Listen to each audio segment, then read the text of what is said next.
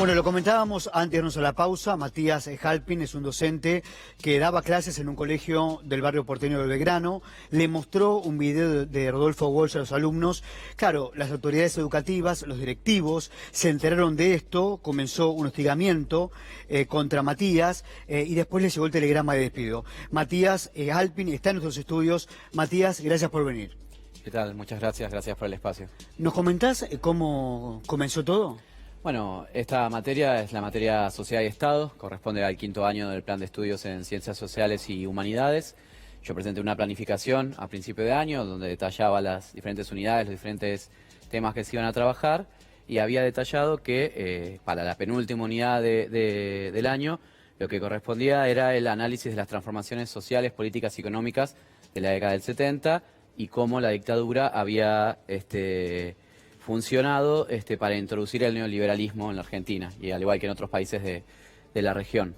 Entonces, para hacer ese vínculo entre la política represiva de la dictadura y el plan económico de la dictadura, yo seleccioné la carta de Rodolfo Walsh justamente porque denuncia muy bien todas las cuestiones... Dirigida a la Junta Militar. Dirigida a la Junta Militar, en la que les enrostra todos sus crímenes de represión, violación, desaparición de personas, y también dedica un apartado a lo que él llama la miseria planificada, es decir, este plan de la dictadura del que todavía sufrimos las consecuencias, porque fue una reprimarización de la economía, es decir, una vuelta al modelo agroexportador, una desindustrialización del país y una financiarización de la economía, es decir, permitir la especulación financiera sin regulación. Ahora, para seguir con tu historia y para seguir entendiéndola, vos este contenido lo habías elevado a los directivos del colegio. Había elevado la temática, no había elevado exactamente el recurso, pero este recurso es parte de las recomendaciones del Ministerio de Educación, tanto de la Nación como del Consejo Federal, que reúne a los Ministerios de Educación de las diferentes provincias y de la capital federal. O sea que yo estaba actuando en base a los lineamientos curriculares que define el Estado en sus diferentes jurisdicciones. Matías, ¿de qué colegio estamos hablando? El colegio St. Margaret School de Belgrano. ¿Hacía muchos años que trabajabas ahí? Había empezado a trabajar ahí en marzo del 2018, en marzo del año pasado, dando la materia de Anthropology. Ellos estaban contentas con mi desempeño, al punto de que a principios de este año me ofrecieron esta nueva materia, Sociedad y Estado. Yo, como te decía, presenté la planificación en tiempo y forma, no recibí objeciones, tampoco recibí objeciones a la materia del año anterior. Y bueno, ahora esto sucedió, que yo pasé este video el 8 de noviembre y comenzaron una serie de mails y reuniones y a las 3 semanas yo tenía ya el aviso del telegrama de despido. Claro, previo al despido, el hostigamiento. ¿Y el hostigamiento en qué se basaba? Y se basa en una serie de reuniones en las que se dedicaron a criticar con argumentos falaces mi desempeño como docente, hablando de que yo no fomentaba el pensamiento crítico, de que mi materia representaba un bache en el proceso de aprendizaje de los alumnos y las alumnas, cuando si hay algo que sobra en mis clases es espíritu de debate, análisis crítico de diferentes tipos de fuentes, diferentes tipos de videos, etcétera, etcétera.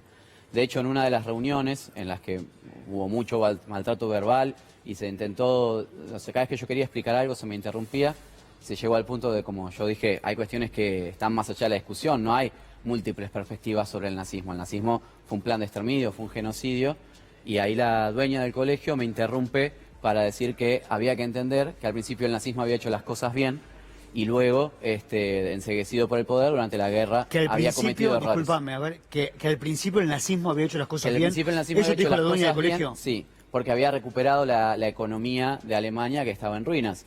Que es verdad, eso puede ser así, pero no se puede desconocer que la estrategia de construcción de poder fue desde el inicio el antisemitismo, la persecución a todo tipo de opositores, a las personas gay, homosexuales, trans, a las personas con discapacidad, o sea, un plan basado en el odio, en el exterminio, en esta idea de una raza superior que es absolutamente falsa.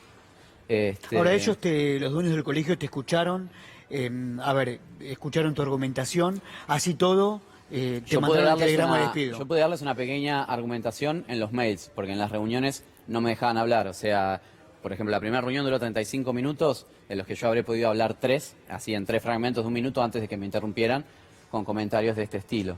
Sin embargo, yo intenté, de cierta manera, tratar de, sin renunciar a la verdad, incorporar algunas de las cosas que ya planteaban. Por ejemplo, me pedían mayor pluralidad de fuentes. Yo le digo, bueno, puedo trabajar con videos producidos por la propia dictadura, por el propio gobierno dictatorial, como es la famosa propaganda de las sillas que se rompen para fomentar la apertura de exportaciones.